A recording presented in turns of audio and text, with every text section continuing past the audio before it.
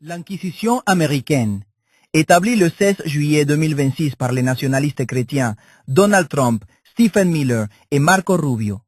Le conseiller en chef de la Maison-Blanche de l'administration Trump, Stephen Miller, et le secrétaire d'État Marco Rubio ont convoqué des hauts responsables de plus de 65 gouvernements à travers le monde pour lancer une offensive mondiale sans précédent contre la menace transnationale du terrorisme de gauche radical, déclarant la violence politique de gauche comme une menace transnationale et promettant de réprimer les groupes de gauche à l'échelle mondiale. Détruire, identifier, défendre, fermer les comptes, arrester et poursuivre en justice. Sous la direction du président Donald J. Trump, l'extrémisme d'extrême gauche sera traité avec la même gravité et la même férocité que le monde a longtemps réservé au terrorisme djihadiste. L'Inquisition espagnole. Fondée en 1478 par les rois catholiques Ferdinand II d'Aragon et Isabelle Ier de Castille, détruire, déstabiliser la dissidence et maintenir le contrôle.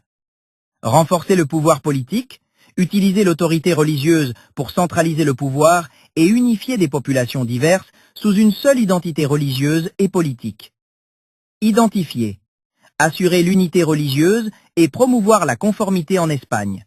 Identifier, convertir et punir ceux qui pratiquent l'hérésie ou d'autres croyances non catholiques. Defund, fermer les comptes.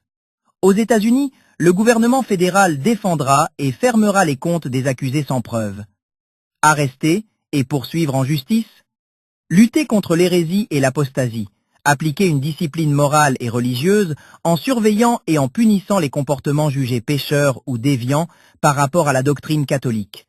Détecter et réprimer le protestantisme, le judaïsme et l'islam, en particulier chez les juifs, conversos, et musulmans, moriscos, convertis, afin de prévenir toute menace perçue à l'orthodoxie catholique. Note.